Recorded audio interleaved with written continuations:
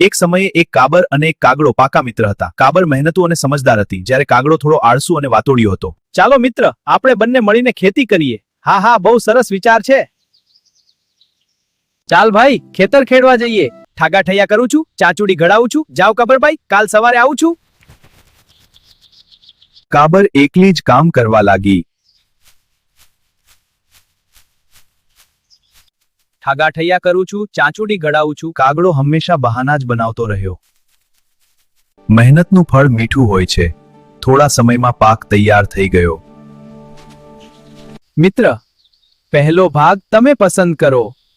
લાલચમાં આવીને કાગડાએ મોટો ઢગલો પસંદ કર્યો, પણ તેમાં માત્ર ભૂસું જ હતું.